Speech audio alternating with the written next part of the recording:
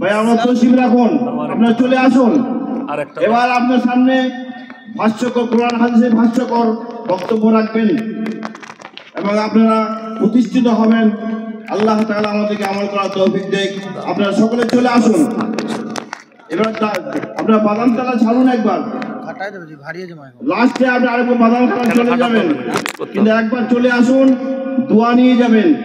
আর দোয়া ও মুখুল ইবাদা, বিশ্বনবী বলেছেন হাদিসের মধ্যে, দোয়া হচ্ছে ইবাদতের মগজ। সেই জন্য আপনার দোয়াতে শামিল হয়ে যাবেন। তিনি লাস্ট বক্তা, উনি লাস্টের বেলায় দোয়া করে দেবেন আপনাদের জন্য, সকলের জন্য। এবার আপনার সামনে হযরত বক্তব্য রাখবেন।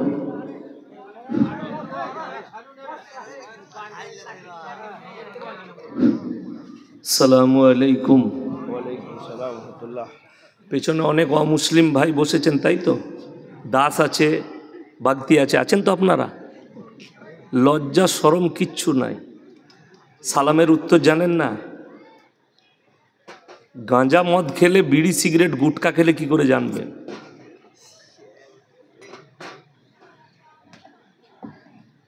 সালামের উত্তর না দিলে গুনাহ হয়, এটা জানা আছে? এই জানেন না? জানেন না? আমরা আঁটি জানে। আলহামদুলিল্লাহি রব্বিল আলামিন ওয়াসসালাতু ওয়াসসালামু আলা রাসূলিহিল কারীম, আম্মা বাদ। ফাউযু বিল্লাহি মিনাশ শাইতানির রাজীম। বিসমিল্লাহির রহমানির রহিম। কুলিল্লাহুম্মা মালিকাল মুলকি তুতিল মুলকা মান তাশা ওয়া তানজিউল মুলকা মিম্মান তাশা ওয়া তুইজ্জু মান তাশা ওয়া তুদিল্লু মান তাশা বিয়াদিকাল খায়র ইন্নাকা আলা কুল্লি শাইইন কাদির ওয়া ইলা মাদিয়ানা আখার। ফাউযু বিল্লাহি মিনাশ শাইতানির রাজীম। বিসমিল্লাহির রহমানির রহিম। আরাআইতাল্লাযী ইউকাযযিবু বিদ্দীন ফাযালিকাল্লাযী ইয়াদুউল ইয়াতীম ওয়ালা ইয়াহুদ্দু আলা তুআমিল মিসকিন ফাওয়াইলুল লিল মুসাল্লিন আল্লাযীনা হুম আন সালাতিহিম সাহুন আল্লাযীনা হুম ইউরাউনা ওয়া ইয়ামনাউনাল মাউন ইলা আখিরিল আয়াত। খায়রুকুম মান তাআল্লামাল কুরআন আল্লামাহু কামা ক্বালা আলাইহিস সালাতু ওয়াত তাসলিম। মাননীয় শ্রদ্ধেয় জ্ঞানী গুণী মানী সম্মানী আজকের এই জলসার মাননীয় সভাপতি মহাশয়, শ্রদ্ধের উলামা ইকরাম, হুফাজ ইকরাম, স্নেহের তালাবাই আজিজ, আর আমার জ্ঞানী গুণী মানী সম্মানী মাননীয় শ্রোতা মণ্ডলী, পর্দার অন্তরালে পর্দা নসিব মায়েরা এবং বোনেরা, আল্লাহর বড় দয়া, কৃপা, ভালোবাসা আমাদের প্রতি, গোটা বিশ্বের প্রতি।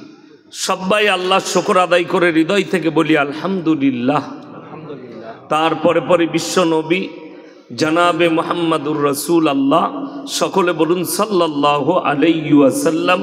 তেনার প্রতি শতকোটি দরুদ বর্ষিত হোক, বলুন আমিন সুম্মা আমিন। সবাই একবার দরুদে ইব্রাহিম পাঠ করি। আল্লাহুম্মা সাল্লি আলা মুহাম্মাদিন ওয়া আলা আলি মুহাম্মাদ কামা সাল্লাইতা আলা ইব্রাহিমা ওয়া আলা আলি ইব্রাহিম ইন্নাকা হামিদুম মাজিদ। আল্লাহুম্মা বারিক আলা মুহাম্মাদিন ওয়া আলা আলি মুহাম্মাদ কামা বারাকতা আলা ইব্রাহিমা ওয়া আলা আলি ইব্রাহিম ইন্নাকা হামিদুম মাজিদ। গুটি কয়েক কথা আলোচনা করব, আমরা সকলে আমল করব, বলুন ইনশাআল্লাহ। লাইভ চলছে নাকি? এই লাইভ চালাচ্ছ কেউ? আব্দুল্লাহ দেখে লাও, কেউ যেন লাইভ না চালায়। আইন সবারই জন্য এক। আজকের যে জলসা সেটা হচ্ছে সরকারি আইন ভঙ্গ করা জলসা। মাধ্যমিক পরীক্ষা চলছে, ওই জন্যে লাইভ কেউ দিবেন না। যদি ভেতর থেকেও কেউ দেন, আর যদি আমি তার চ্যানেল দেখতে পাই যে লাইভ দিয়েছেন, জেনে রেখে দেবেন আপনার ওই মোবাইলটাই হ্যাক হয়ে যাবে। সে লোকও আমার কাছে আছে। হ্যাঁ, এমনি আমাকে অনেকজন নজরে রেখেছে, গাল খাওয়া বক্তা আমি। সবাই যারা এখানে এসে বসেছেন, এক নম্বর আজকে জলসার কথা, অনেকক্ষণ কোরআন হাদিসের বায়ান শুনলেন। সব থেকে ল্যারেস জিনিসটা লাস্টে রাখা হয়। কেউ নিলে নিবে, নাইলে মালটা চলে তা চলবে, না চলে না চলবে। ওই জন্য আমি লাস্টে, আর আমার কাছের মানুষ তো আব্দুল হাফিজ ভাই খুব অন্তরের লোক, কি বুঝলেন? আল্লাহ ইনার হায়াতে বরকত দেখ, বলুন আমি। পৃথিবীতে যে যে রকমই মানুষ হোক, শক্তিশালী আল্লাহ কে কে কিরকম দিয়েছে জানি না। বীরভূমের তাবর তাবর নেতা আছে, কি বুঝলেন? এক ঘাটে পানি খাওয়ানোর লোক আছে, নেতা আছে। যে যে রকমই মাল হোক, যার কাছে যত পাওয়ারই আসুক, আল্লাহর কসম, আল্লাহ কোরআনে বলেছেন ইন্নাল ইনসানা খুলিকা হালুয়া, আমি মানুষকে অসহায় আর দুর্বল সৃষ্টি করেছি, মানুষ সবল নয়, যতই শক্তি থাক, যে যেরকমই হয়ে যাক। বর্তমানে শক্তিশালী অনেক নেতা আছে। কিসের? সামরিক শক্তি আছে, বাহিনীর শক্তি আছে, অস্ত্রের শক্তি আছে, দলের শক্তি আছে। কিন্তু আল্লাহ তাআলা কোরআনে যে নেতাদের কথা বলেছে, যে জালিমদের কথা উচ্চারণ করেছেন, আল্লাহ কোরআনে নিয়ে এসছেন, তারা সামরিক শক্তিও তাদের কাছে ছিল, শারীরিক শক্তিও তাদের কাছে ছিল। ফেরাউনের মতো শক্তিশালী, শারীরিক শক্তিশালী নেতা এখন পৃথিবীতে কেউ নাই, এটা আলেমরা জানে। সে যেমন লম্বা, যেমন চওড়া, তেমন শক্তিশালী আল্লাহ করেছিল ফেরাউনকে। ওই রকম নেতা কেউ নাই। বাংলাদেশে এখন একজন আছে ডাক্তার ইউনুস, তার কাছে বডিগার্ড আছে, সব আছে, কিন্তু আমাদের মতো লোকের সঙ্গে যদি হাতে হাতে লাগতে যায়, এক ঘুষোতে লোকটা মরে যাবে। ঠিক বললাম না ভুল বললাম? আমাদের যিনি প্রধানমন্ত্রী আছেন, আমার সঙ্গে হাতে হাতে মারামারিতে পারবে? ওনার বয়স 60-70-70-এর কোটায়, আর আমার বয়স হচ্ছে 40-এর কোটা, এখন 39 ঢুকে, এখনো 40 পা দিই নাই, তো আমার সঙ্গে পারবে না। কিন্তু বডিগার্ড আছে, সামরিক শক্তি। ফেরাউনের কাছে যে শক্তি ছিল সামরিক প্লাস শারীরিক শক্তি, তার মতো নেতাকে, তার মতো শক্তিশালী বাদশাকে, যে মিশরের মাটিতে দাঁড়িয়ে বলেছিল আলা রব্বুকুমুল আলা, আমি তোমাদের রব আর আমি সর্বশ্রেষ্ঠ, তার মতো নেতাকে আল্লাহ নিচুড়ে রস বার করে দিয়েছে। ঠিক কিনা? ফেরাউন চেয়েছিল মুসাকে মিটিয়ে দেবো, আল্লাহ তাকে মিটিয়ে দিলেন। তাহলে দুর্বল নমরুদ ইব্রাহিম আলাইহিসসালাতু ওয়াসসালামকে, এই নমরুদ জান্নান করলাম, এর কাছেও সামরিক বাহিনী, সামরিক শক্তি প্লাস শারীরিক শক্তিও ছিল নমরুদের কাছে। তারপরে ইব্রাহিম আলাইহিসসালাতু ওয়াসসালামকে আগুনে নিক্ষেপ করেছে। ইব্রাহিম নবী আল্লাহর কাছে মদদ চাইলেন, আল্লাহ তাআলা আগুনকে হুকুম জারি করে দিলেন, কুল্লা ইয়া নারু কুনি বারদাও ওয়া সালামান আলা ইব্রাহিম, আগুন তুমি ক্ষান্ত হও, ইব্রাহিমের একটা পশমকে জ্বালাবার ক্ষমতা তোমার নেই। জোরে বলুন সুবহানাল্লাহ। ইব্রাহিম আলাইহিসসালাতু ওয়াসসালামের একটা পশম আগুন জ্বালাতে পারেনি। আল্লাহ তাআলা বেজ্জতির সঙ্গে মৃত্যু দান করেছিল নমরুদকে। অত বড় নেতা, অত বড় শক্তিশালী, আল্লাহ বেজ্জতির সঙ্গে মৃত্যু দান করলেন। বর্তমানে আপনারা যে জলসা করেছেন, আপনার বীরভূম ডিস্ট্রিক্টের যদি কোনো এমপিকে দাওয়াত দিতেন, আমার সঙ্গে তো মুলাকাত করতে পারবেন, পারবেন না? পারবেন না? আব্দুল হাফিজ ভাই বসে আছে, আমি ইনার হাত ধরতে পারবো, ইনি আমার গায়ে টাচ করতে পারবেন, মুলাকাত করতে পারবেন। আমি নেমে যখন যাব, কারোর ইচ্ছা গেলে আমার সঙ্গে মুলাকাত করতে পারবেন, পারবেন না? পারবেন না? কিন্তু একটা এমএলএ যদি আসে, একটা মন্ত্রী এলে, তার কাছে Y+ ক্যাটাগরির বডিগার্ড আপনি টাচ করতে পাবেন না, তার হুকুম ছাড়া। তার কাছে এত বডিগার্ড। পৃথিবীতে এখন বর্তমানে সব থেকে বেশি সুরক্ষায় থাকে, সব থেকে বেশি ঘেরাটোপে থাকে পৃথিবীর দুটো প্রেসিডেন্ট। এক হচ্ছে রাশিয়ার ভ্লাদিমির পুতিন, দুই হচ্ছে আমেরিকার প্রেসিডেন্ট ডোনাল্ড ট্রাম্প, এর আগে ছিল জো বাইডেন। তাদের কাছে যে গাড়িটা আছে, সেই গাড়িটা মিসাইল মেরে দিলে মিসাইলটাকেও কভার করে নিবে, কিচ্ছু হবে না। তার যে কাঁচ আছে গাড়িটার, 0 পয়েন্ট থেকে মিসাইল ছুড়লে AK-47 টানা যদি 10 ঘন্টা গুলি চালানো হয়, কাঁচ ভেদ করতে পারবে না। কাঁচটা কি ম্যাটেরিয়াল দিয়ে তৈরি বুঝলেন? সেই গাড়িটা দাঁড়িয়ে থেকে মিনিমাম 10 ঘন্টা যুদ্ধ করতে পারবে। গাড়ির ভেতরে ড্রাইভার যুদ্ধ করবে সুইচের মাধ্যমে, প্রেসিডেন্ট বসে থাকবে। কয়েকটা মিসাইল দিয়ে লেস আছে গাড়িটা, কয়েক হাজার গুলি দিয়ে লেস আছে গাড়িটা, কয়েক ঘন্টা লড়াই করবে। গাড়ির টায়ার উড়ে গেলে রিংয়ের ওপরে কমপক্ষে 2000 কিলোমিটার ছুটবে গাড়িটা, রিংয়ের ওপরে অতটা স্পিডে, রিংয়ের ওপরে 300 স্পিডে ছুটবে। গাড়িটার ফুল পাওয়ার আছে 500 স্পিড, যেটাই চাপে। ইমানদারির সঙ্গে বলুন, এত পাওয়ার, এত বডিগার্ড লেস হয়ে আছে, আল্লাহর কসম খেয়ে বলছি তারপরও দুর্বল। যদি বলেন কোথায়, মালাকুল মত যদি আসে কোনো বডিগার্ডই আর কাজ করবে না। ঠিক বললাম না ভুল বললাম? মৃত্যু এলে কাজ করবে কারো কিছু? আপনি আমাকে দাওয়াত দিয়েছেন, আমাকে যদি ওয়াই ক্যাটাগরি বডিগার্ড ঘেরে রাখে, আল্লাহর কসম যদি মালাকুল মত আসে, আমার মৃত্যুকে রোকার ক্ষমতা আমার বডিগার্ডের নেই। ওই জন্যে কোরআন কত সত্য। আল্লাহ তাআলা মানুষকে বলেছেন তোমরা দুর্বল আমার কাছে, ইন্নাল ইনসানা খুলিকা হালুয়া। আমি মানুষকে অসহায় আর দুর্বল করেছি। বর্তমানে যার নাম সুপার পাওয়ার, তার নাম আমেরিকা। তার কাছে কয়েক লাখ সেনা আছে, 4428টা খালি পরমাণু বোমা আছে। যদি ওই পরমাণু বোমাগুলো বাস্ট করতে যায়, গোটা পৃথিবীটা ধ্বংস হয়ে যাবে। 4500 পরমাণু বোমা দিয়ে বর্তমানে গোটা পৃথিবী ধ্বংস করার ক্ষমতা আমেরিকা রাখে। 5500 রাশিয়ার কাছে পরমাণু বোমা আছে। রাশিয়া যদি চায়, এক দিনের ভেতরে 24 ঘন্টায় গোটা পৃথিবীকে ধ্বংস করে দেবে। ওই বোমাগুলো এত পাওয়ার, এক একটা বোমা কলকাতার মতো এক একটা শহর উড়ে যাবে। শুধু যদি খালি বোলপুর আর ইলেমবাজারের মধ্যেখানে বোমা ফেলা হয়, গোটা বীরভূম ডিস্ট্রিক্টের অর্ধেক পানির মতো গলে যাবে। যা কিছু আছে সব পানি হয়ে যাবে। এদের কাছে এত পাওয়ার, সামরিক বাহিনী। ডোনাল্ড ট্রাম্প যেদিনে ভোটে জিতেছে, বক্তব্য দিতে গিয়ে বলেছে মিডিয়ার সামনে, আমি যেদিনে শপথ গ্রহণ করব, শপথ গ্রহণের পরেই ফিলিস্তিন আর গাজাকে জাহান্নাম তৈরি করব। আল্লাহ তার শপথের আগে জাহান্নামের নাজারা কি হয়, ক্যালিফোর্নিয়ার জঙ্গলে আগুন ধরিয়ে আল্লাহর কুদরতি বালা এলো, শুধু সেখানেই সীমিত থাকেনি, গোটা লস অ্যাঞ্জেলেস শহরটাকে গিলে ফেলেছে। সেখানে এমন একটা বাড়িতে আগুন লেগেছে, গোটা ভারতবর্ষে একটাই বাড়ি আছে। অত দামি বাড়ি গোটা ভারতে একটাই আছে, বাংলাদেশে নাই, পাকিস্তানে নেই। অত দামি বাড়ি ভারতে আছে। কার?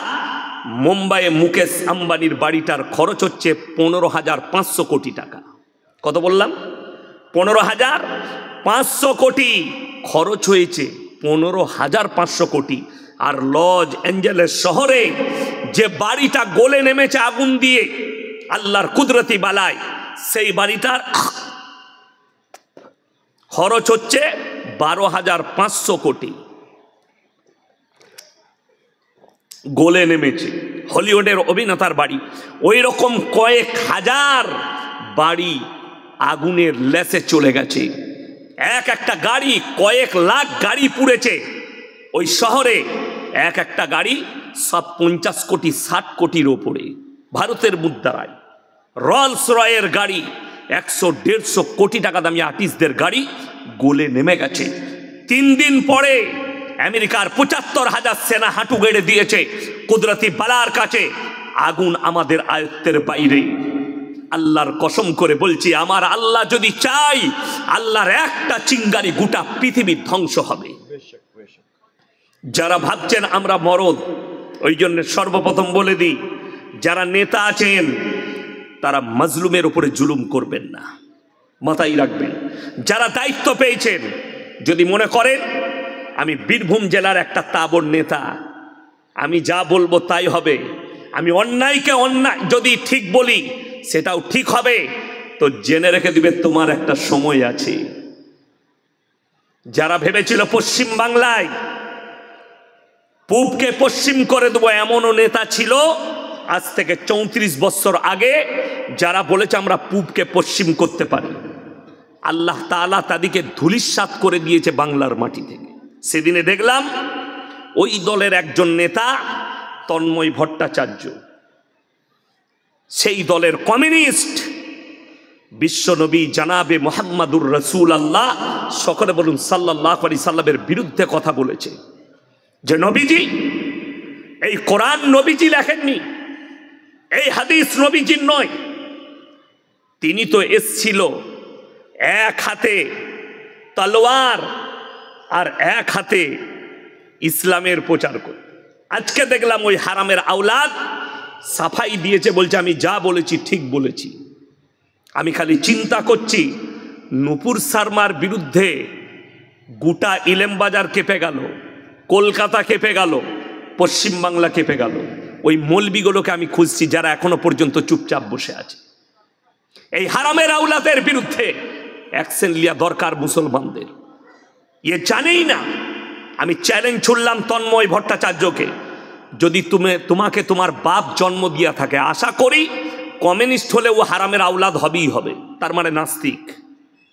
যদি তোমার বাপ জন্ম দিয়া থাকে তুমি ডেট করো, জায়গা করো, ফিক্স করো, আমরা মৌলবীরা বসবো, বেশি লয়, আমরা 3টে মৌলবী বসবো। আর তোমার যতগুলো নাস্তিক বাপের বেটা আছে বস করাও।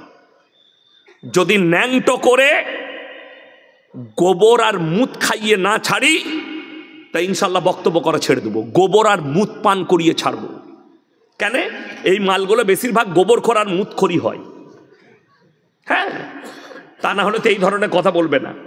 আল্লাহর কসম করে বলে যাচ্ছি, যারা মুসলিম আছেন, শিক্ষিত দিকে বলছি, অশিক্ষিতরা না। বেঈমান বেশি হয় শিক্ষিতরা। শয়তান জ্ঞানী ছিল না? জ্ঞানী ছিল না? জ্ঞানী ছিল। ওই জন্যে শয়তান ইবলিস মারদুদ হয় শিক্ষিতরা।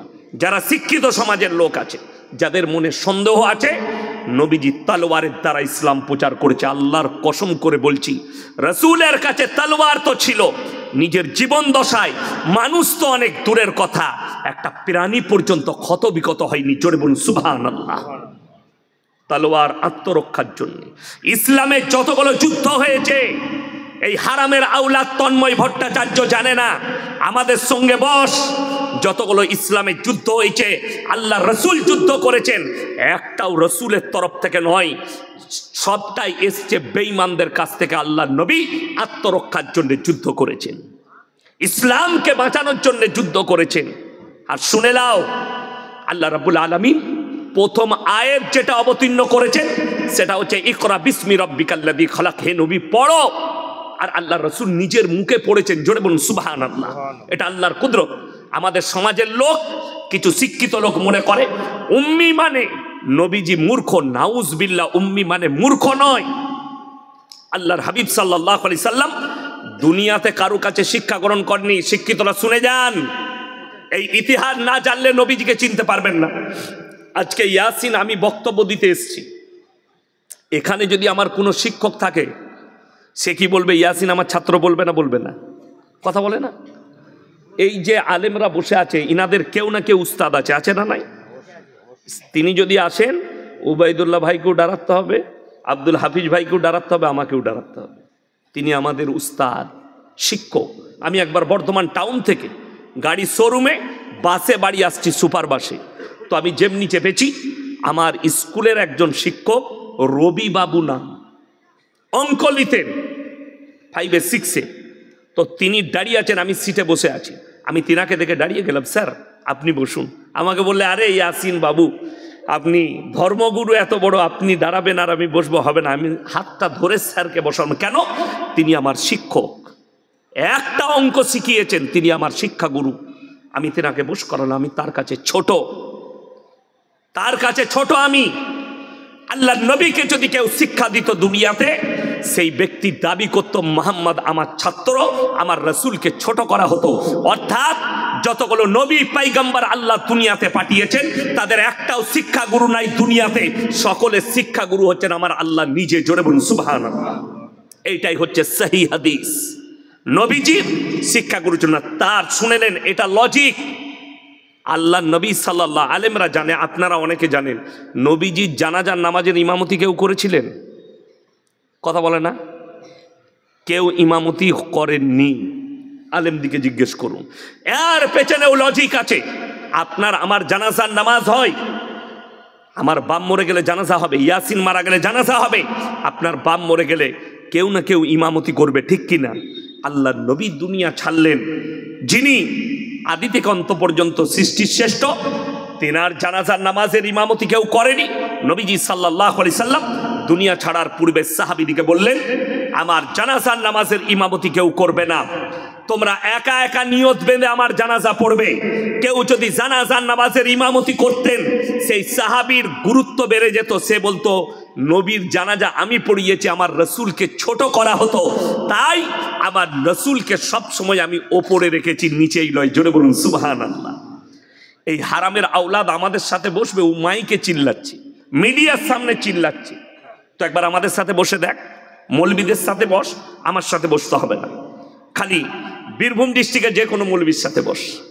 নাস্তিক বলছে মোহাম্মদ, এই হাদিসগুলো মোহাম্মদের বাণী নয়, মোহাম্মদ লেখেনি, মোহাম্মদ বলেনি, এইগুলো হচ্ছে তার চেলা চম্পটরা বলেছে। নাউজবিল্লাহ, সাহাবিদিকে বলছে চেলা চম্পট।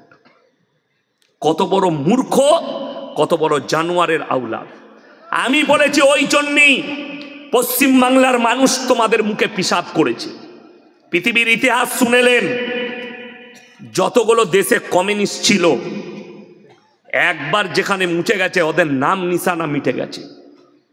সিপিএম এর যারা লিডার আছে পশ্চিম বাংলায় বসে আছো, তাদেরকে অনুরোধ করছি, আগামীতে তোমাদের মুখে পিশাব লয়, লোকে পায়খানা করবে, আর মুখটাকে বন্ধ করো।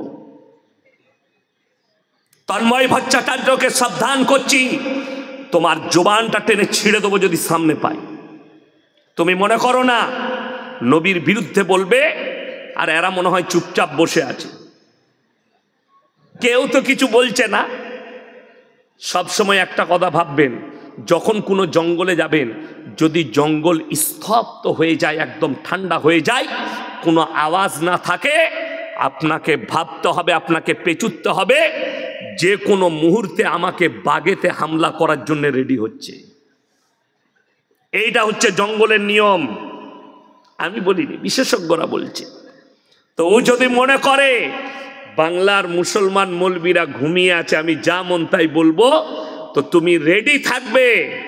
যখন বাংলায় মুসলমান আলেম উলামারা চুপ আছে, জানবে আগলা কদমটা যখন বাড়াবে, তোমাকে নিচুড়ে খাবে, তোমার জবান টেনে ছিঁড়া হবে কলকাতার মাটিতে।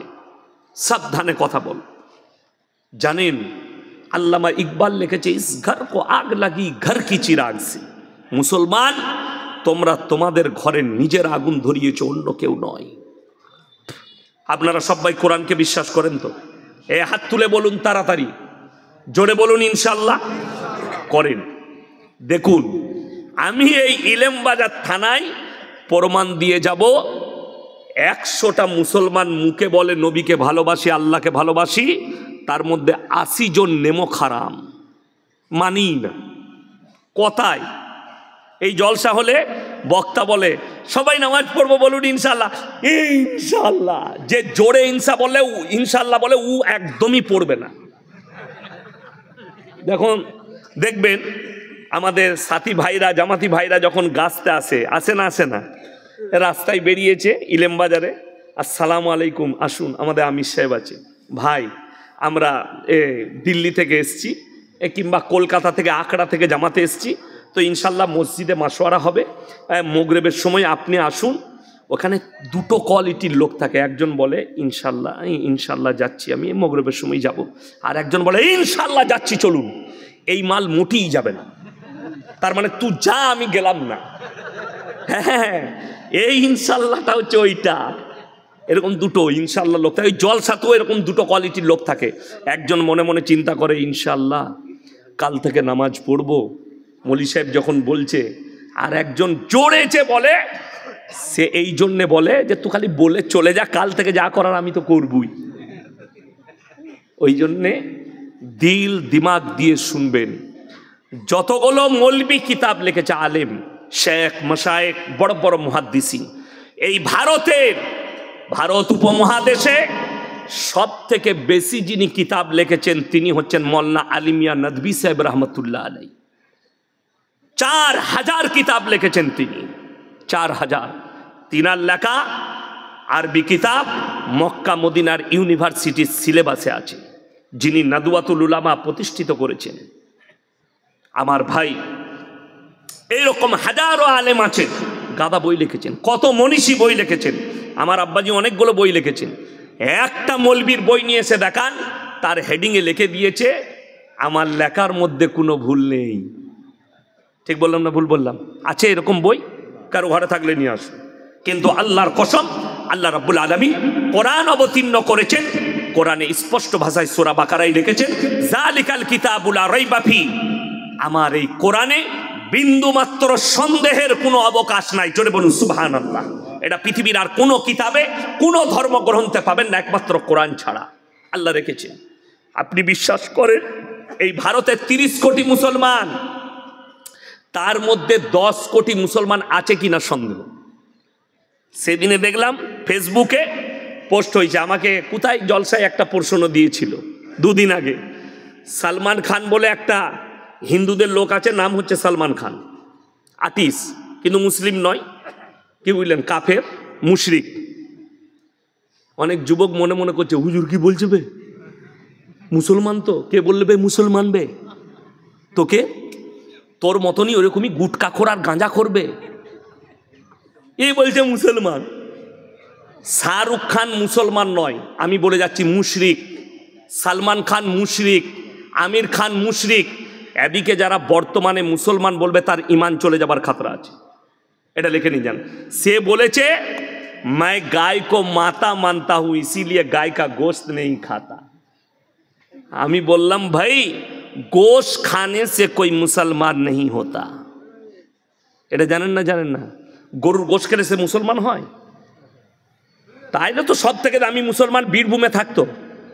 গরুগুলো তো আপনারাই খেয়েছেন ইলেমবাজার হাটের, কথা বুঝতে পারেননি? দামি মুসলমান তাহলে বীরভূমেই থাকতো। আপনাকে আমি নাম করব না, অনেক অমুসলিম ভাই আছে বীরভূমে, শ্রীনিকেতনে হোটেল আছে, দারুণ রান্না করে, ঢুকে চালিয়ে দিচ্ছে। ঠিক বললাম না ভুল বললাম? আমি বললেই খারাপ।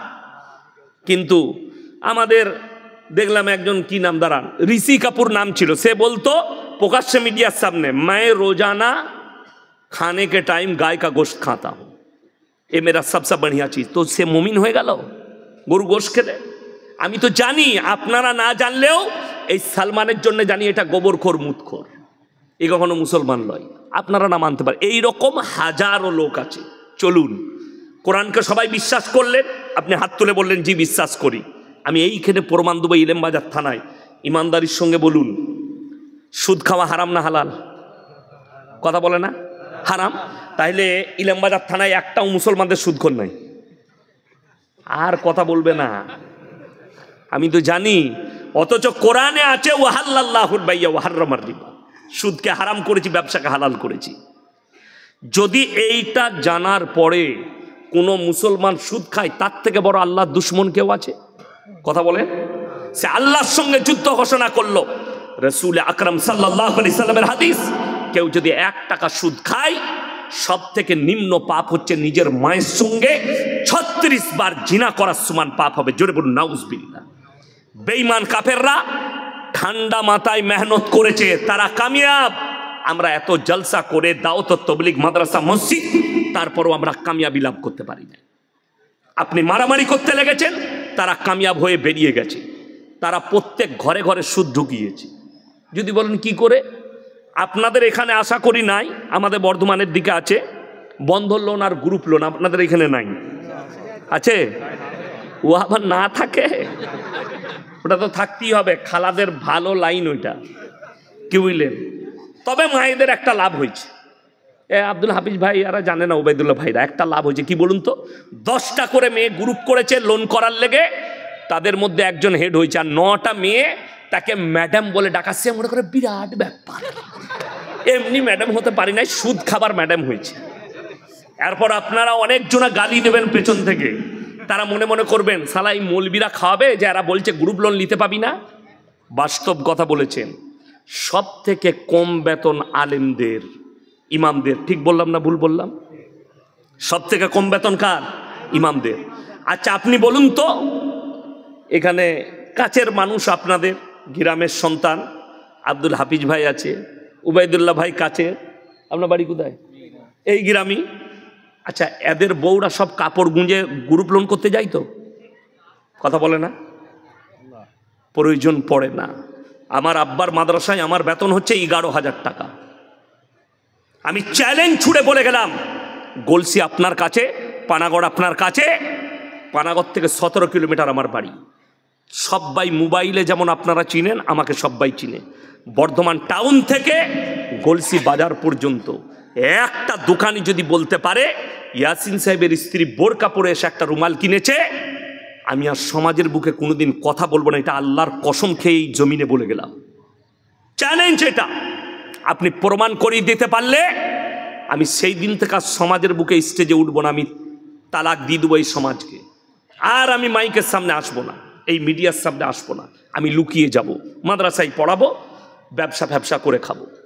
চ্যালেঞ্জ দিলাম। অথচ বড় কষ্ট লাগে যদি বলেন ইমামের বরকত কি করে। রাসূল আকরাম সাল্লাল্লাহু আলাইহি সাল্লামের হাদিস, আল্লাহর রাস্তায় দিনের পথে যারা থাকবে আল্লাহ মৃত্যুকাল পর্যন্ত ইজ্জতের রুজি দান করবেন। জোরে বলুন সুবহানাল্লাহ। একটা ইমাম 6000 বেতন পায়, আর আপনি খালি এইখান থেকে জালালনগর থেকে ইলেমবাজার টোটো চালাচ্ছেন, সারা দিনে 700 টাকা রোজগার করছেন, 3 7 21,000। তারপরও আপনার বউকে বরকত নেই, রাস্তায় বার করেছেন গ্রুপ লোন নিয়ে। তার মানে জানতে হবে তোমার কাছে দিন না থাকার কারণে, আল্লাহর রাস্তায় না থাকার কারণে তোমার টাকার মধ্যে বরকত নাই। অবাক লাগে মুসলমান সুদকে কি করে হালাল করে নিল। আপনারা বলুন মদ হারাম না হালাল? কথা বলে না? হারাম, স্পর্শ করা হারাম। আর আপনাকে দেখিয়ে দেবো এই ইলেমবাজার থানায় মুসলমান হারামখোর মদও খাচ্ছে, মদ বিক্রিও করছে। চলুন আপনি হাই রোডের উপরে হোটেলে, আপনাকে দেখিয়ে দেবো। ঠিক বললাম না ভুল বললাম? আপনি চাপুন ইলেমবাজার থেকে সিউড়ির দিকে, আমি কয়েকটা হোটেল মুসলিমদের দেখিয়ে দেবো হারামখোর রাতের বেলায় চোখ লাল করে বসে আছে, মানে 1 বোতল চালাইছে আর 15 বোতল বেচছে। হ্যাঁ, এইটা কত কষ্টের, আপনি অবাক হবেন। এই রোডে চাপুন, এটা 34 নম্বর জাতীয় সড়কে গিয়ে ঠেকছে। এটা হচ্ছে 60 নম্বর জাতীয় সড়ক 60, পানাগড় টু মুরগিরাম। এই রোডে চাপবেন, আপনি চলে যান মুরগিরামে উঠে ডাইনে ভেঙে যাবেন, বাঁয়ে মালদা, ডাইনে বহরমপুর।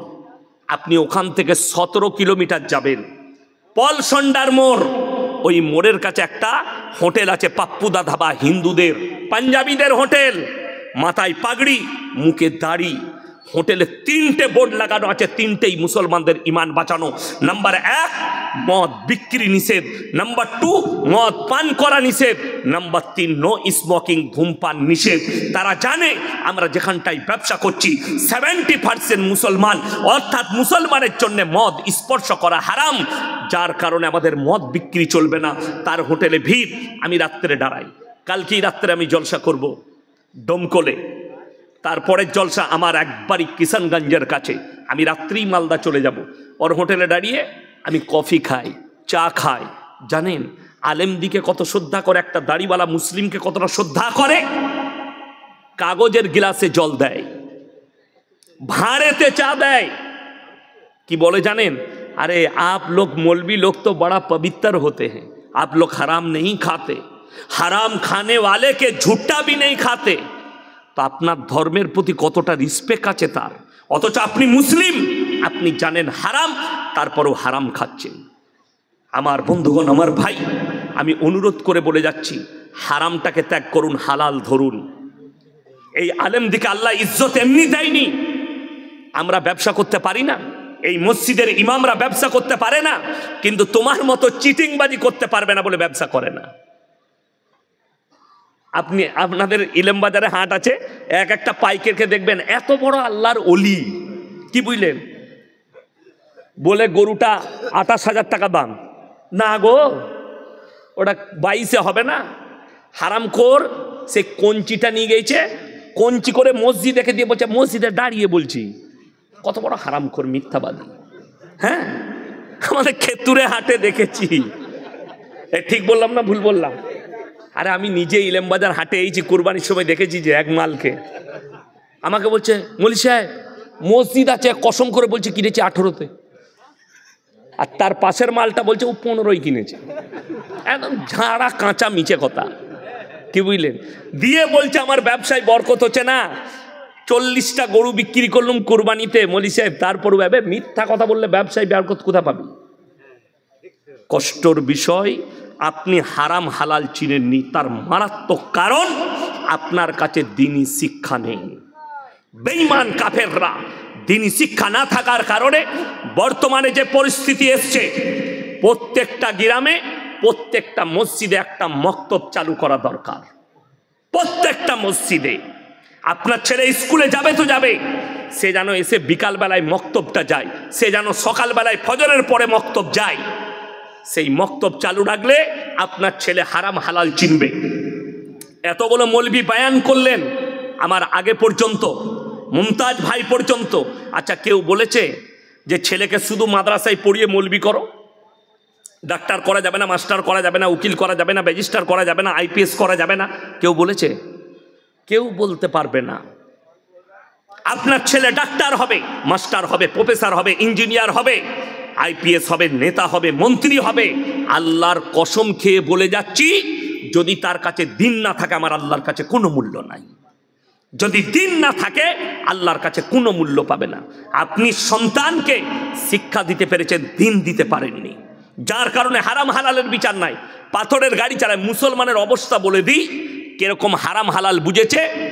বীরভূমের অনেক ছেলে ডাম্পার চালায় না, পাথরের গাড়ি চালিয়ে নিয়ে গিয়ে পাথর খালি করবে কোথায়? বর্ধমানে, নাহলে ডানকুনিতে। হাই রোডে যেমনি চেপেছে আমাদের রোডে, হোটেলে ঢুকি এক বোতল মদ খাওয়া হয়ে গেল। এরপরে হারামখোর বলছে রুটি আর মুরগির মাংস নিয়ে। হোটেলের কর্মচারী বেচারা মুরগির মাংস আর রুটি এনেছে। আচ্ছা বলুন তো, সে তখন জিজ্ঞেস করছে মুরগিটা জবাই না কাটা? আমরা হারামখোরকে জুতো করে মার। যে লোক মদ খেলো তার আর ওইটা দেখে লাভ আছে? কাটা না গোটা? আচ্ছা আপনারা বলুন তো, মদ হারাম না হালাল? আচ্ছা, যে মদ খাবে তাকে কি বলা যাবে? মদখোর, হারামখোর বলা যাবে না? মদ হারাম যখন। কেউ যদি কাটা মাংস জিদ করে খায় জেনে শুনে, সে হারামখোর না হারামখোর নয়? বর্ধমানে খাগড়া করতে আমাকে বিকালে ফোন করেছে, বলি যে বুঝি হারামখোর বলেন না, শুনতে কিরকম লাগাবে? তুই মদ খাবি তোকে আমি হালাল খোর বলবো? তুই গাঁজা খাবি তোকে হালাল খোর বলবো? তুই সুদ খাবি তোকে আমি হালাল খোর বলবো? আমাদের দেশে অসুবিধা কোথায় বলুন তো? মদ খেয়ে যদি মসজিদ ঢুকে গায়ের লোক বিচার ডাকবে, গাঁজা খেয়ে মসজিদ ঢুকে গেলে বিচার ডাকবে, কিন্তু সুদ খেয়ে যদি কেউ মসজিদে ঢুকে কোনো অসুবিধা নাই, ফার্স্ট কাতারে নামাজ পড়তে পারবে, খালি হাতরটা লাগিয়ে লিয়া। ওরে বাবরে ফ্যান্টুসিয়া! হ্যাঁ, দারুণ লোক। আবার ওদের যদি ওই সুদ খেয়ে টাকা হয়ে যায়, সে আবার তখন বড় বড় ফতোয়া দেয়, দিয়ে সে চিন্তা করে সালা আমাকে মতওয়াল্লি করে দেয়। হ্যাঁ, মতওয়াল্লি হবার জন্য কতজন লাপাই জানেন। আর আমি বলে যাচ্ছি, গ্রামে যদি আলেম থাকে তাকে মসজিদের মতওয়াল্লি সেক্রেটারি করুন, সেই হচ্ছে উপযুক্ত। তার টাকা থাক আর না থাক, সে আলেম। আমাদের পুরসা মসজিদের সেক্রেটারিকে খোঁজ নিয়ে আসবেন, কে? মোল্লা শওকত আলী মাজাহির। সে হচ্ছে মসজিদের কি কথা বলে না, সেক্রেটারি। আপনাদের মসজিদের সেক্রেটারি কে? বড় মসজিদে হাসছেন আপনারা এতগুলো আলেম থাকতে? হ্যাঁ, আমি বললি খারাপ। আমি কেন বলছি? আমার চাকরি যাবার ভয় নাই। চাকরি যাবার ভয় আছে আমার? আমাকে তাড়াতে পারবেন? আমাকে যদি বলে হুজুর এইসব বক্তব্য দেবেন, গাড়ি রেডি হয়ে আছে, নামবো, পালিয়ে যাবো, পয়সা ফেক, তামাশা দে, আবার যেখানে আসবো এইটাই বলবো। তুই লিতে পারিস তা লিবি, না হলে লি না। পরিষ্কার কথা। এ তো ভাগ্য ভালো, আব্দুল হাফিজ ভাইয়ের নেক নিয়ত, ওই জন্য ডেট পেয়ে গেছে। না, ডেট খালি নাই, বাস্তব কথা বলছি, ডেট খালি নাই, নেক নিয়ত, আর অনেক দিন আগে ডেট বুক করেছেন। আমার ভাই, আপনাকে অনুরোধ করে বলে যাচ্ছি, আপনার সন্তানকে দ্বীনি শিক্ষা দেন, যাতে করে সে যেন হারাম হালাল বুঝতে পারেন। আজকে এতগুলো আলেম দোয়া করবে, আমি যতই দোয়া করি, আমি চ্যালেঞ্জ ছুড়ে বলে গেলাম, দোয়া কবুলিয়াতের জন্য শর্ত হচ্ছে হালাল খাবার। আপনাকে হালাল খাবার খেতে হবে, নারী হোক কিংবা পুরুষ হোক, হালাল খাবার। আপনি বোলপুরে যদি রেস্টুরেন্টে যান, আপনাকে জিজ্ঞেস করতে হবে না দাদা মুরগিটা জবাই না কাটা? কথা বলে না? জিজ্ঞেস করতে হবে। সকালবেলায় উঠে আপনার ঘরে জলসা শুনতে কুটুম এসছে, বিয়ায় এসছে, বিয়ান এসছে, তো বললে কালকে থেকে যাও বিয়ায়। সকালবেলায় গেছে ইলেম বাজারে মুরগির মাংস কিনবে। রাতের বেলায় জলসা শুনেছি ইয়াসিন ভাই বলে গেছে 1 কিলো ভালো মাংস দিয়ে জবাই করা। কিনছেন জবাই করা মাংস, টাকাটা আবার সুদের টাকা, সেই একই মালটারি। কথা বোঝাতে পারলাম? হ্যাঁ, এই এই যে বায়ানটা করলাম, মুমতাজ ভাই তো আল্লাহর রহমতে হাদিস কোরআন থেকে নরমভাবে বলে গেল। এই যে সুদের বায়ান করছি, সকালবেলায় খালি ইলেম বাজার থেকে আপনার এলাকার চায়ের দোকানগুলো দেখবেন, কোন মাল কটা গাল দিবে, সুদখোর মাল কটা, ওকে আবার দাউদ দেবে বা যে মুলবি ওই মাল কটা গাল দিবা। তোরা গাল দিলে সুদ কখনো হালাল হবে না। ঠিক বললাম না ভুল বললাম? আমাকে গাল দিলে সুদ হালাল হবে? আমাকে গাল দিলে মদ হালাল হবে? কখনোই হবে না। মৌলবীকে তুমি গালি দাও, আমি এই বীরভূম ডিস্ট্রিক্টের কথা বলছি, জায়গার নাম করব না। ইমাম সাহেব জুম্মার দিনে সুদের বায়ান করেছে, রাতের বেলায় গিয়ে ইমামকে হুমকি দিয়েছে রাত 12টার পরে, এরপর যদি কোনোদিন বায়ান করেছেন আপনাকে মার্ডার করব। বীরভূম ডিস্ট্রিক্ট, আমি জায়গার নাম করব না, তারা ধরে ফেলবে, মাল আমাদিকেই বলেছে। কিন্তু তারা যদি শুনে, তোমরা শোনো, তোমাদেরকে সাবধান করলাম, তুমি মৌলবীকে হুমকি দিতে পারবে, আল্লাহর কসম কোরআনের আয়াত তুমি কাটতে পারবে না, রাসূলের হাদিস তুমি কাটতে পারবে না। তুমি কবরে যাও, তুমি বুঝতে পারবে তুমি কত বড় হারাম পদক্ষেপ নিয়েছো। আপনারা বলুন, লটারির টিকিট হারাম না হালাল? আমি ইলেম বাজারে দেখাবো, মুসলমান লটারি বিক্রিও করছে, লটারি কাটছে। ঠিক বললাম না ভুল বললাম? ইলেম বাজারে দেখিয়ে দেবো আমি, মুসলমান নিজে লটারি বিক্রি করছে, কাউন্টার খুলে। তাকে জিজ্ঞেস করুন হালাল কোথা থেকে ফতোয়া পেতে। এই মৌলবীরা কেউ হালাল দিয়েছে ফতোয়া? যদি লটারির টিকিট কাটা হালাল হতো, এই ইমামরা তোমরা যা বেতন দাও, আমরা প্রত্যেক দিন একটা করে কাটতাম, 1 কোটি পড়ে গেলেই বাস কিস্তিমাত। কথাটা বুঝতে পারেননি? হারাম বলি তো আমরা ওই জায়গায় যেতে পারি না, ওই জায়গায় দাঁড়াতে পারি না। আর তুমি ওটাকে হালাল করে নিয়েছো নিজের জন্যে, কত কষ্টের বিষয়। আর বেঈমান কাফেররা এটাই চেয়েছে, তারা কামিয়াবি লাভ হয়েছে। আপনি মুসলমান আজকে হারাম জিনিসগুলোকে হালাল করেছে, যার কারণ কেন? তার কারণ হচ্ছে না দিনী শিক্ষা আছে, না তুমি আলেমদের টাচে আছো। তুমি যদি আমল করছো, এখন মানুষ আমল কোথায় করছে, হাদিস কোরআন কোথায় দেখছে? মোবাইলে। মোবাইলে হাদিস কোরআন দেখলে ফেরে পড়ে যাবে। আমি এক্ষুনি শুয়ে শুয়ে মসজিদে দেখছিলাম, একজন লিখেছে আল্লাহ নবী বলেছেন বইয়ের ঠোঁটের নিচে কিস করলে বরকত হয়। আমি সাল্লাহ বরকত, এ হাদিস কোথায় পেলে? আবার লিখেছে হাদিস। আমি তাকে কমেন্টে লিখলাম, ওই মূর্খ, হাদিসটা পেলি কোথায় বে বলুন? এরপর মানুষ এইটার উপরে আমল করবে যে না, তাহলে নামাজ ফামাজ কিচ্ছু পড়া লাগবে না, খালি দিন রাত বইয়ের ঠোঁটের নিচে কিস খাবো, বরকত পাবো। আল্লাহ ঝামেলা শেষ আছে।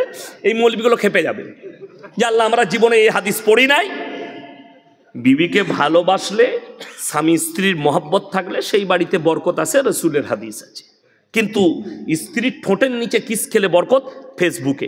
আপনি যদি ফেসবুকের আমল করেন তা আপনি বিপদে পড়বেন। হাজারো বেঈমান কাফেররা নবীজির নাম নিয়ে মিথ্যাচার করছে, মিথ্যাচার, এত বড় মিথ্যাচার আপনি অবাক হবেন। অথচ আপনার গ্রামে আলেম আছে, আপনার বাড়িতে আলেম আছে, আপনার মসজিদে ইমাম আছে, আপনি তার কাছ থেকে হাদিস জানলেন না, তার কাছ থেকে ইসলাম বুঝলেন না, দিন বুঝলেন না। শুনেলেন কিয়ামতের আলামত বুখারী শরীফের হাদিস, মানুষ যখন মূর্খর কাছ থেকে ইলম নিবে আর আলেমরা বসে থাকবে, আল্লাহ তাআলা ইলমের থেকে আগে আলেম দিকে তুলে নেবেন, বড় আলেম দিকে দুনিয়া থেকে তুলবেন। তার সূচনা শুরু হয়ে গেছে, বড় বড় আলেমরা দুনিয়া থেকে চলে যাচ্ছেন। ঠিক বললাম না? তার কারণ হচ্ছে মূর্খর কাছ থেকে ইলম নিবে, মূর্খর কাছ থেকে। আমি মুর্শিদাবাদে একটা জলসায় ছিলাম, একজন মূর্খকে প্রধান বক্তা করেছে যে মাদ্রাসার মুখ দেখেনি, একটা হাদিসের ইবারত পড়তে পারবে না, কোরআনের আয়াত পড়তে পারে না, তাকে করেছে প্রধান বক্তা, আর আলেমরা সব হচ্ছে নিচেই। আমি স্টেজে চেপে বললাম এটা কিয়ামতের আলামত, আর কিয়ামতের আলামত তোমাদের জলসা থেকে সূচনা হয়েছে। আল্লাহ তাআলা যখন আলেমদের বেইজ্জতি হবে, নবীজি বলেছেন। এবং আপনি যদি বলেন আলেম কারা, কোরআনকে জিজ্ঞেস করুন, ইন্নামা ইয়াখশাল্লাহা মিন ইবাদিহিল উলামা। আমার নবী আর পয়গম্বরের পরে যারা সব থেকে বেশি রীতিমতো আমাকে ভয় করে তারা হচ্ছে উলামা সম্প্রদায়। আপনি শবে বরাতের রাতে আমাদের দেশের গুটকাখোররা ফজর পর্যন্ত নামাজ পড়েছে, কত পল্লিবে বলে 82 রাকাত, আর আমাদের হুজুর ঘুমাচ্ছিল। ইমাম সাহেব, ইমাম সাহেব তোর মতো নামাজি লয়, তোর মতো নামাজি ইমাম সাহেব লয়। এই দেখবেন আমাদের দেশে 27 রমজান খালারা এত নামাজ পড়ে, কিন্তু একটাও নামাজ কবুল হয় না। আচ্ছা, ঘুমিয়ে নামাজ কবুল হবে? আল্লাহ আলহামদুলিল্লাহ, এই নামাজ কবুল হবে? এই নামাজ তো আমরা মৌলবীরা পড়ি না, আলেমরা পড়ে না। আমরা কি নামাজ পড়ি? জান্দার নামাজ। আল্লাহু আকবার। আলহামদুলিল্লাহি রাব্বিল আলামিন আর রহমানির রহিম মালিকি ইয়াউমিদ্দিন ইয়্যাকা না'বুদু ওয়া ইয়্যাকা নাস্তাঈন। যখন নিদ্রা আসে আমরা নামাজ ছেড়ে বিছানায় যাই, ঠিক কিনা? আর আপনি হালা ঘুম এলেও ছাড়বো না। এই আমাদের মা বোনেদের খুব ভালো দিন আসছে, রমজান মাস। সবাই রোজা রাখবেন তো? জোরে বলুন ইনশাল্লাহ। আচ্ছা, 5 ওয়াক্ত নামাজ পড়া ফরজ না ফরজ নয়? হ্যাঁ ফরজ। এই গোটা ইলেমবাজার থানায় যদি সমীক্ষা করা হয় 100 জনের মধ্যে 80 জন বেনামাজি আছে। ঠিক বললাম না ভুল বললাম? এবং এদের মধ্যে আবার একটা দল আছে। আমাদের দেশে 3টে কোয়ালিটি আছে নামাজির। কটা? 3টে। একটা হচ্ছে 5 ওয়াক্তের নামাজি, আলহামদুলিল্লাহ তারা মসজিদে হাজিরি দেয়। একটা জুম্মার, আর একটা ঈদ আর বকরা ঈদে। এই ঈদ আর বকরা ঈদের মালগুলোই বেশি ঈদের দিনে লাপায়। হ্যাঁ, আমি যেখানে নামাজ পড়াই 15টা গ্রাম নামাজ পড়ে, তা নামাজে দাঁড়াবো তার আগে এসে বলছে হুজুর নিয়তটা বলে দেন। তো আমি মোটেই বলবো না। আমি বললাম সানা জানিস? আতা এত কিছুই জানি না। আমি তুই গিয়ে খালি মাথা ঠকবে, তোর এমনি হয়ে যাবে। তোর এমনিও হবে না, অমনিও হবে না। নিয়ত নিয়ে কি করবি? আর 30 সেকেন্ড ইমাম লেট করে দিয়েছে, দিয়ে তার নামাজ ছাড়া গেছে, মানে 30 সেকেন্ড আগে জামাত দাঁড়িয়ে গেছে। তো তার যদি একটু ছাড়া যায়, নামাজে পড়ে নামাজটা আমি ছাড়া গেল, আমরা কি করবো বল? তুই জীবনে নামাজ পড়ি না, তুই ঈদ নিয়ে কি করবি? বে কথা বুঝতে পারেননি? ও জীবনে নামাজ পড়ে না, ঈদের নামাজ নিয়ে তুই কি করবি? তোর পড়া না পড়া দুটোই সমান। কোন রকমে এসে জুড়েছিস ওইটা। এই কুরবানির দিনে দেখবেন, বাকরা ঈদের দিনে ইমামের খালি সালাম ফিরাটা, ও লুঙ্গি ধরিয়ে আছে। আত্মা এত পড়ছে,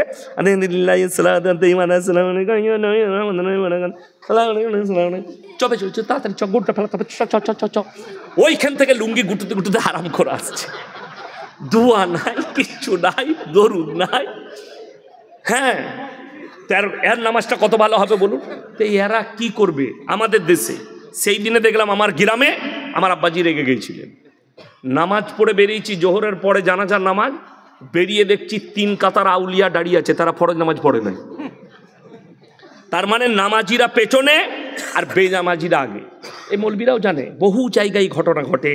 বেরিয়ে দেখছে যারা 5 ওয়াক্তের নামাজি তারা পেছনের কাতারে, আর 3 কাতার 4 কাতার হারামখোর দাঁড়িয়ে আছে, ইচ্ছাকৃতভাবে নামাজ পড়েনি, দাঁড়িয়ে আছে। বড় গুনাহ, উজু করে মসজিদের বাইরে দাঁড়িয়ে আছে, নামাজ পড়বে না। শুনেলেন চায়ের দোকানে অনেক লোক ফুটানি করে, নামাজ না পড়তে পারি, গ্রামে আমি ভালো লোক বলে না, এরকম মাল নাই? শুনেলেন ইচ্ছাকৃতভাবে যারা নামাজ কাজা করে এবং তারা বলে নামাজ রোজা না করতে পারি আমরাই ভালো লোক, তারা কান খুলে শুনে নাও, কিয়ামতের দিনে 2টো রাস্তা, একটাই জান্নাতীরা প্রবেশ করবে, একটাই জাহান্নামীরা। আল্লাহ তাআলা কোরআনে বললেন জান্নাতি যারা হবে তারা জাহান্নামী দিওকে দাঁড় করাবে। কি বলে? ফি জান্নাতি ইয়াতাসাআলুনা আনিল মুজরিমিনা মা সালাকাকুম ফি সাকার।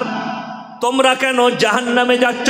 তোমরা বলতে আমরা ভালো লোক, আমরা ভদ্রলোক, নামাজ না পড়তে পারি, রোজা না রাখতে পারি, আজকে কেন তোমরা জাহান্নামে যাচ্ছ?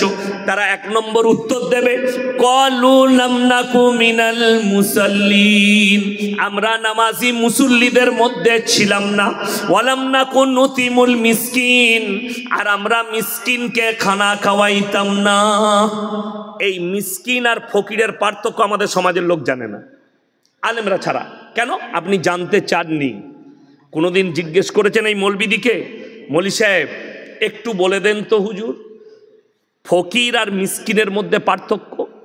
ফকির মানে যার কাছে কিছু আছে। এই বোম্বেতে গত বছরে ধরা পড়েল, ওই হাজি আলীর রাস্তায় ভিক্ষা করে, কিন্তু পুলিশ যখন যাঁচ করলো তার বাড়ি থেকে 5 কোটি টাকা বেরিয়েছে। ভিক্ষা করে জমা করেছে 5 কোটি। তার মানে ফকিরের কিছু আছে।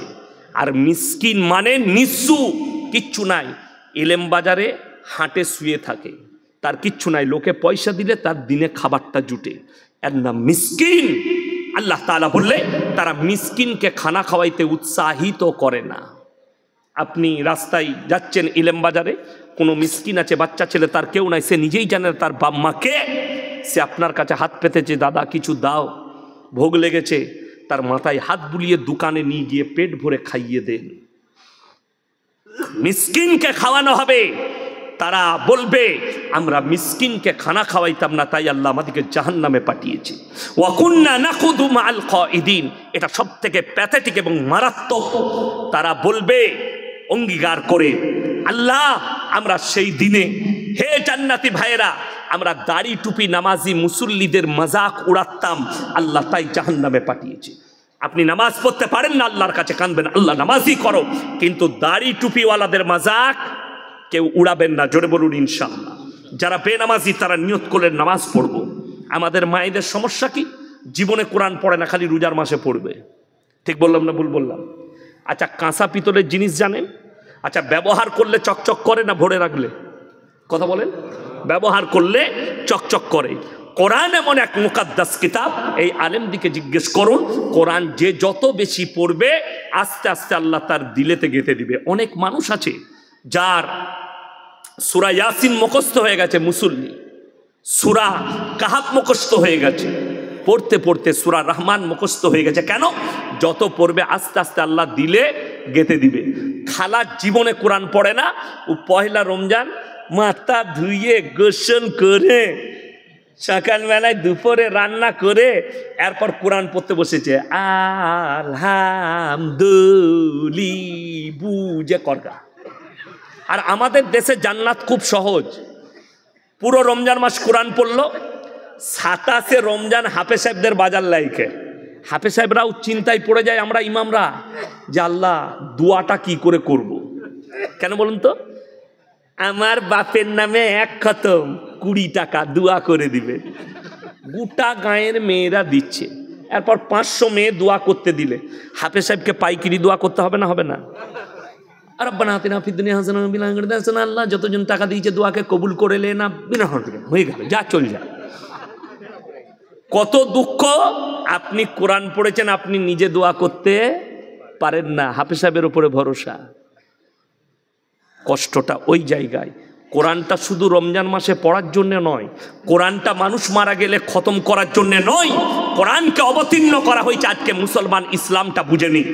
আজকে একটা অমুসলিম ছেলে ফোন করেছিল, ইসলামটার মানে বলুন।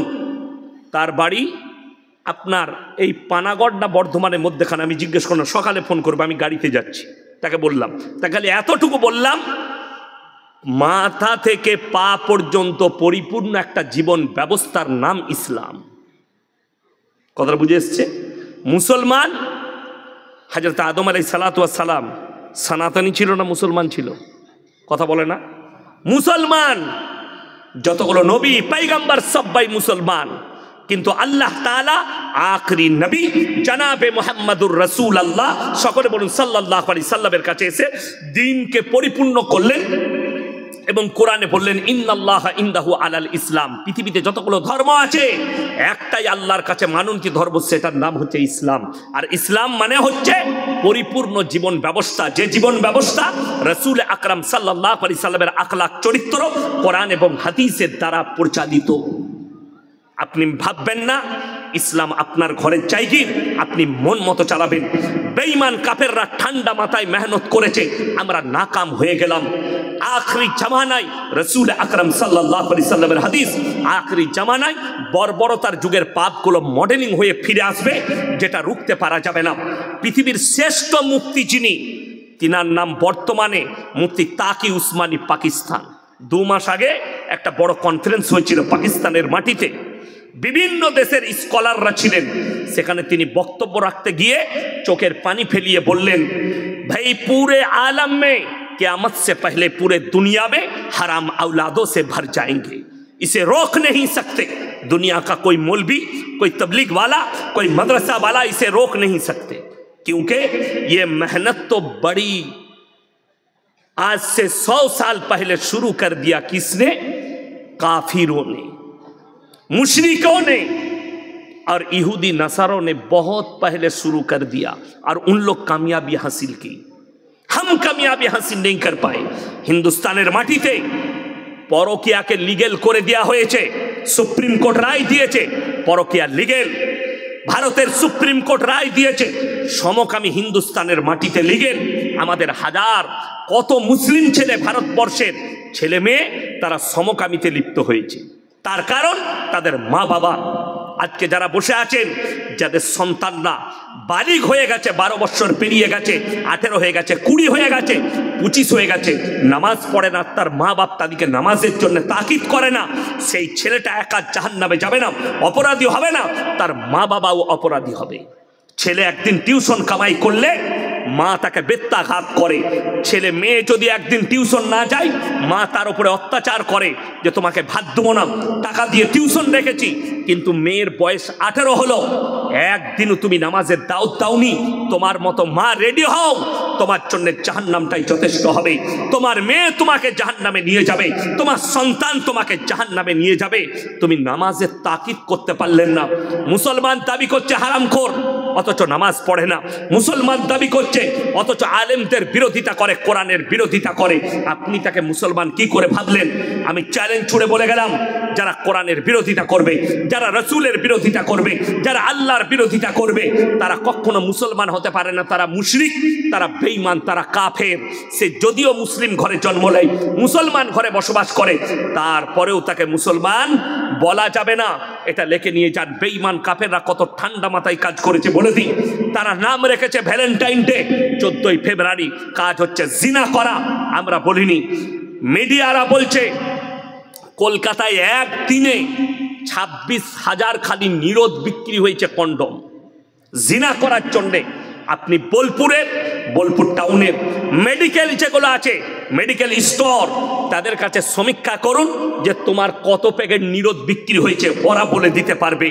কতগুলো, কয়েক হাজার নিরোধ বোলপুরের স্টোরগুলোয় বিক্রি হয়েছে, কয়েক হাজার নিরোধ বর্ধমান টাউনের স্টোরগুলোয় বিক্রি হয়েছে। এরা নাম রেখেছে ভ্যালেন্টাইন ডে, 14ই ফেব্রুয়ারি, কাজ হচ্ছে জিনা করা। এরা নাম রেখেছে রোজ ডে, কাজ হচ্ছে জিনা করা। এরা নাম রেখেছে চকলেট ডে, কাজ হচ্ছে জিনা করা। আজকে কত দুঃখ লাগে, আপনি আপনার ধর্ম ওপরে সচেতন হলেন না। বোলপুরে প্রান্তিকে সব থেকে বেশি দামি রং খেলাটা হয়, হোলিটা হয় প্রান্তিকে, এবং সেখানে যদি 5,000 ছেলে মেয়ে থাকে, 2,000 খালি মুসলিমদের স্টুডেন্ট থাকে ছেলে মেয়ে। এটা আমি চ্যালেঞ্জ ছুড়ে বললাম। আমার জানা আছে বর্ধমান থেকে কারা আসে, কোন গ্রাম থেকে কোন মেয়ে যায়। আজকেই আমাকে একজন ফোন করেছিল, আপনার গলসি থানায় বাড়ি? জি। আপনি আপনার গলসি থানার ব্যাপারে বলুন। আপনার থানায় মুসলিমদের মেয়ে টিকটক করছে শরীর দেখিয়ে। আমি বললাম এটার জন্য দায়ী আমি লয়। কথাটা ঠিক কিনা? আমি কি বক্তব্য শুধু আমার থানার লোকের জন্যে? কথা বলে না। আজকে যে কথাগুলো বলছি আপনাদের জন্য শুধু নয়, গোটা মুসলিম উম্মার জন্য বলছি, গোটা মুসলিম জাতির জন্য বলছি। এই বোলপুরে মুসলিমদের ছেলেমেয়েরা সেখানে হোলি খেলতে চায়। জেনে রেখে দিবেন, যে বাম মারা যাবার অনুমতি দিচ্ছেন, আপনার ছেলে একা মুশরিক নয়, আপনিও মুশরিক হবেন, আপনিও মুশরিক। আমি আপনাকে অনুরোধ করে বলে যাচ্ছি, সন্তানকে বাঁচান বেঈমান কাফেরের হাত থেকে। আপনি আপনার ধর্মটাকে সচেতন হন। আমার 1 লাখের বেশি জলসা ছুটছে, এতগুলো মৌলবি বয়ান করলেন, কেউ কারুর দেবদেবীকে গালি দিল? কথা বলেন, কথা বলেন। আমি এখনো পর্যন্ত কারুর দেবদেবীকে গালি দিয়েছি? আমার 1 লাখের বেশি বয়ান ছুটছে।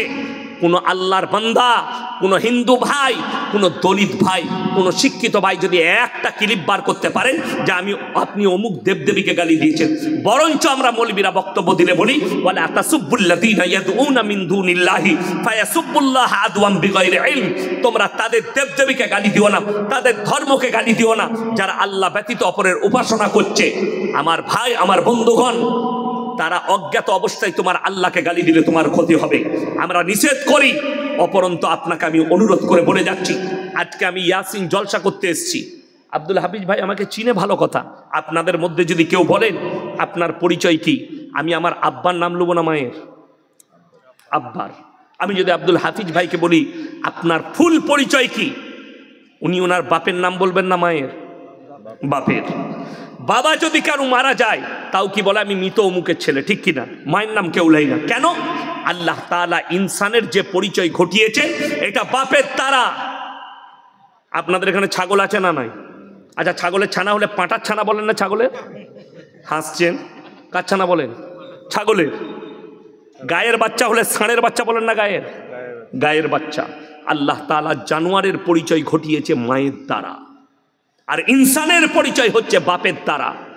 বেঈমান কাফেরদের মেহনত শুনেলেন, এদের মধ্যে আর জানোয়ারের মধ্যে যেন কোনো ফারাক না থাকে। লন্ডন, আমেরিকা, জাপান, জার্মান, উত্তর কোরিয়া, দক্ষিণ কোরিয়া, ব্রাজিল, অস্ট্রেলিয়া, স্পেন, যতগুলো বেঈমান কাফের দেশ আছে, তারা তাদের পার্লামেন্টে পাশ করিয়ে ফেলেছে, এরপর থেকে যতগুলো বাচ্চা পয়দা হবে, তারা যদি ইচ্ছা করে মায়ের পরিচয় বাঁচতে পারবে। মা জিনা করবে, যে বাচ্চা পয়দা হবে তার বাপ প্রয়োজন পড়বে না, তার বাপের পরিচয় নয় মায়ের পরিচয়ে বাঁচবে। তাদের মধ্যে আর জানোয়ারের মধ্যে কোনো ফারাক থাকবে না।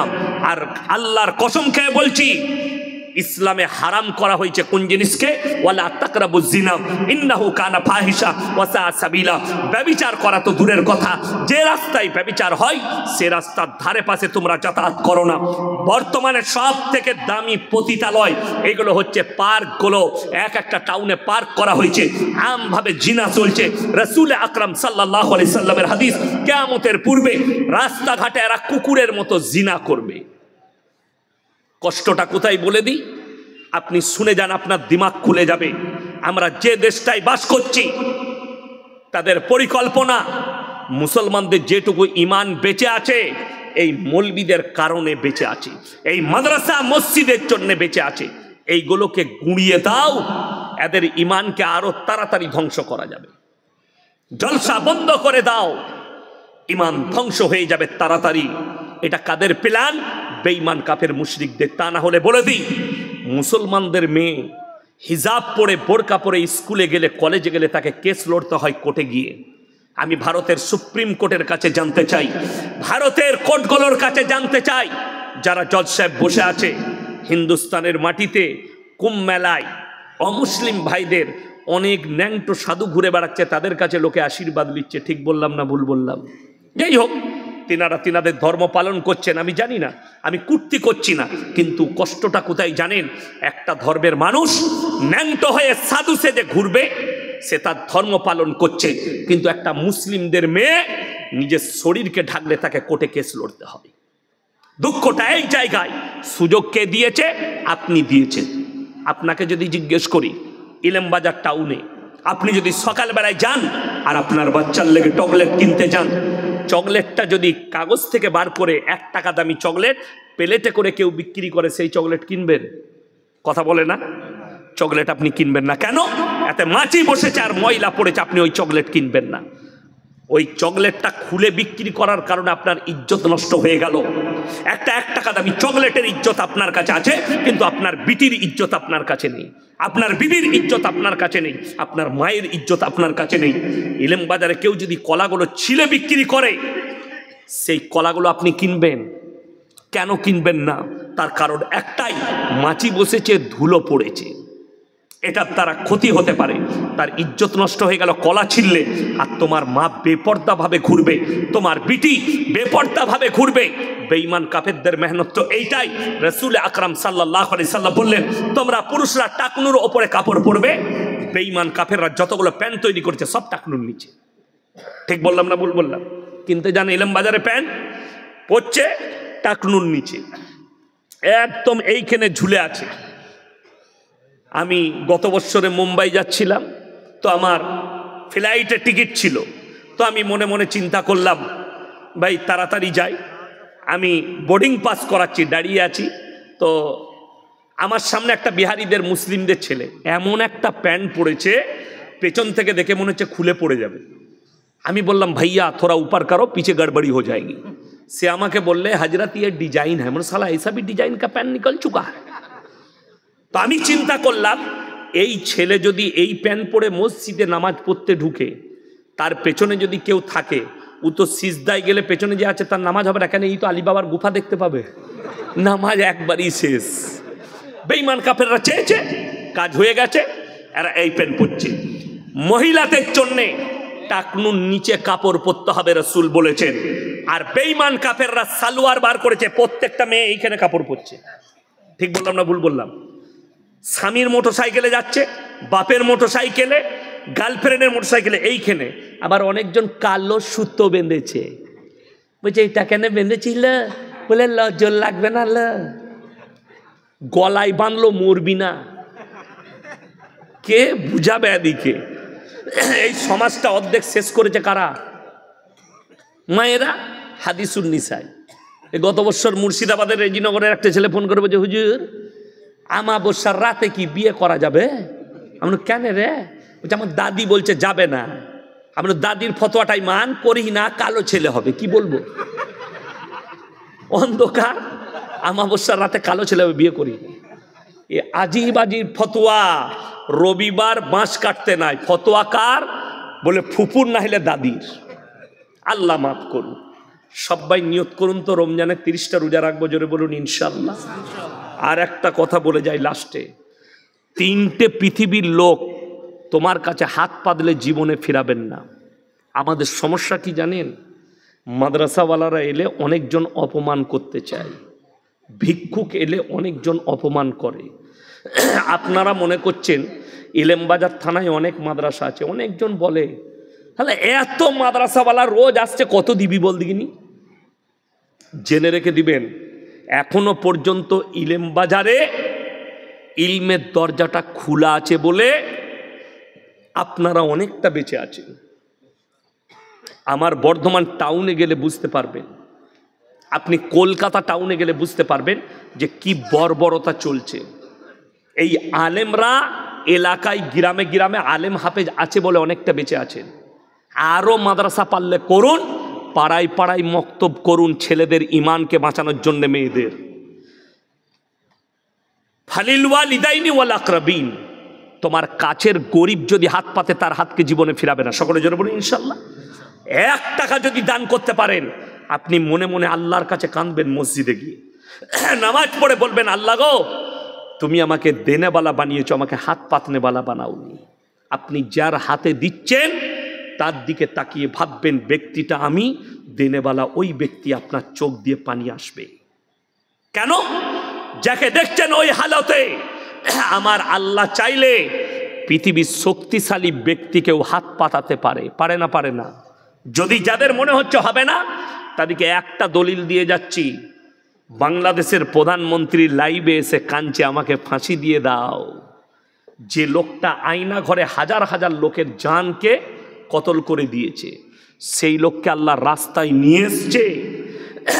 ওয়াল ইয়াতামা ওয়াল মাসাকিন, এতিম আর মিসকিন যদি হাত পাতে, তার হাতকে জীবনে ফিরিও না।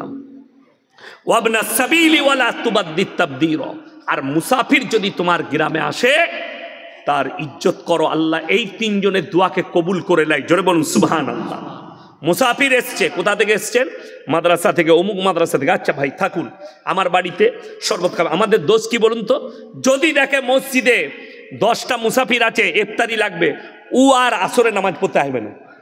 জোরে যদি দেখে 10 জন আছে, বউকে বলবে মশলাটা দে তো। বলে হ্যাঁ তুমি মসজিদ যাবে না? না না, 10টা মৌলবি আছে, কাকে ইফতারি করাবো, এখনই আমাকে ইমাম সাহেব বলবে একজনকে করাও, ওই জন্য যাবই না। সে কত নেকি পাবে বুঝতে পারছেন?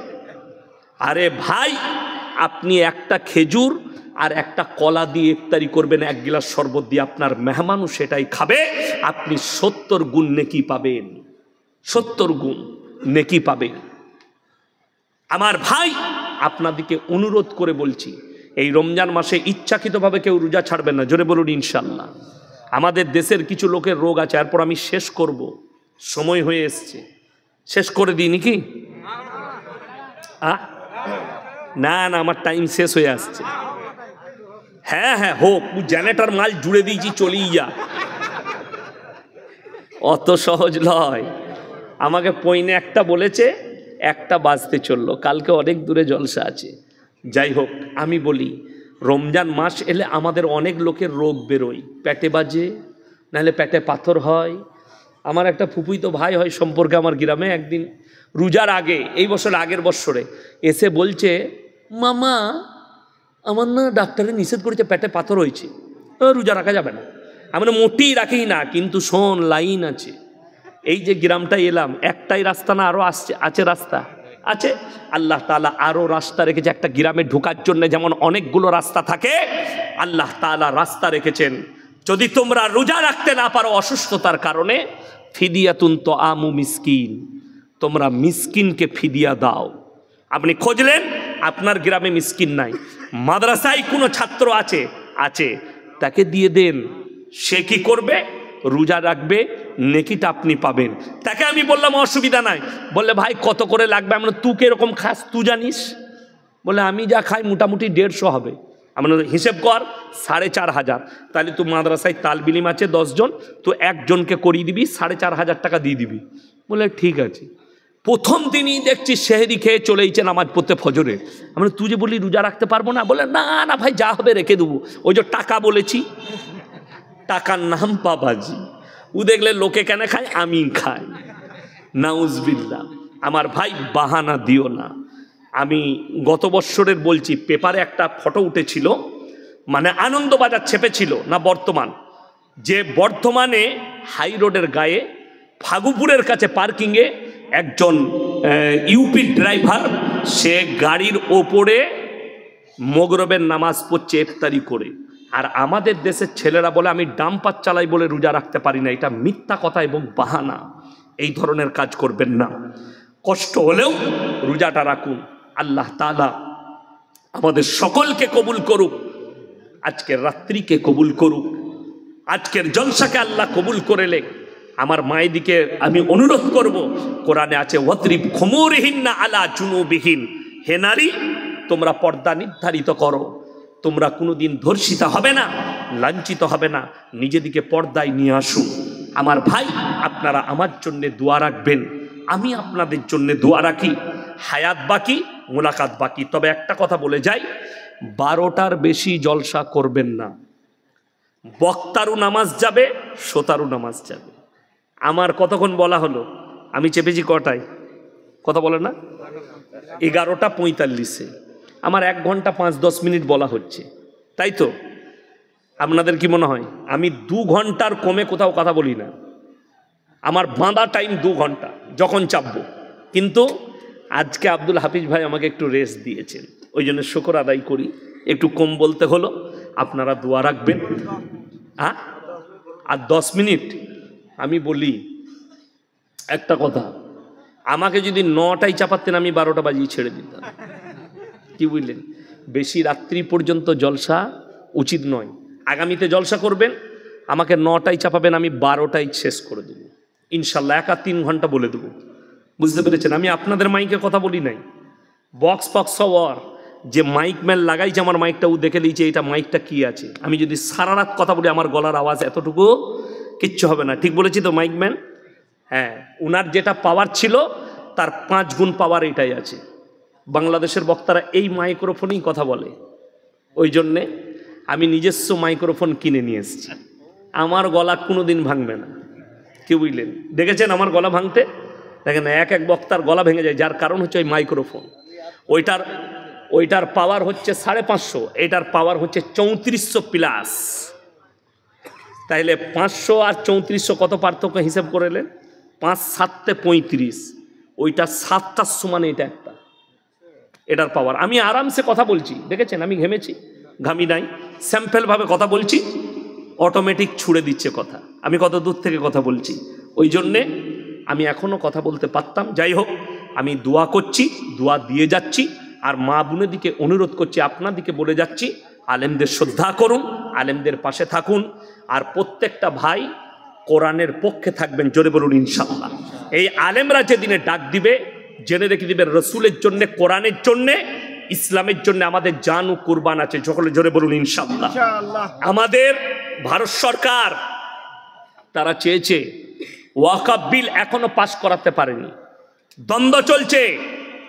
আপনারা প্রস্তুত থাকুন, আমরা আমাদের প্রাণ দিতে রাজি আছি, কিন্তু আমাদের বাপ দাদার সম্পত্তি দিতে আমরা রাজি নাই। সকলে জোরে বলুন ইনশাআল্লাহ।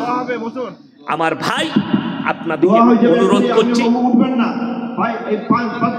2 মিনিট আমাকে 2 মিনিট বলতে দেন, শেষ করছি। দেখুন, আমি আপনাদেরকে সচেতনমূলক কথা বলছি। কিছু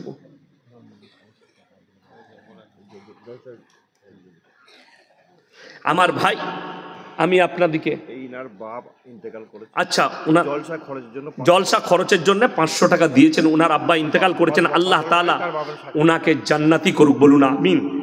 আল্লাহ উনার কামায়ে বরকত দেখ, হায়াতে বরকত দে। আমার ভাই আপনাদিকে বলি, আলেমরা যখন আপনাদিকে ডাক দিবে আপনারা সবাই প্রস্তুত আছেন তো? জোরে বলুন ইনশাআল্লাহ। দেখুন, যারা মনে করছে মসজিদ মাদ্রাসা ভেঙে দেবো, আপনারা বলুন তো, ইমানদারির সঙ্গে মসজিদ মাদ্রাসা ভেঙে দিলে আমাদের দিল আর দিমাগ থেকে রসুল আর আল্লাহর মহব্বত মিটাতে কেউ পারবে? পারবে না। একটা কথা মাথায় রাখবেন, আমরা আলেমরা আপনাদের সামনে আছি, আপনারা খালি পেছনে থাকবেন। সকলে জোরে বলুন ইনশাআল্লাহ। আমাদের উলামারা ৫৬,০০০ উলামা দেশ স্বাধীনের জন্য যদি প্রাণ দিতে পারে, আমরা আমাদের বাপদাদর সম্পদকে বাঁচানোর জন্যে ৫৬ লাখ ভারতের আলেম রেডি হয়ে আছে, আমরা থাকবো। জোরে বলুন ইনশাআল্লাহ। আল্লাহ তাআলা আমাদের সকলকে কবুল করুক, আমিন। ওয়া আখিরু দাওয়ানা আনিল হামদুলিল্লাহি রাব্বিল আলামিন। সবাই দরুদ শরীফ পড়ুন। আল্লাহুম্মা সাল্লি আলা মুহাম্মাদিন ওয়া আলা আলি মুহাম্মাদ কামা সাল্লাইতা আলা ইব্রাহিম ওয়া আলা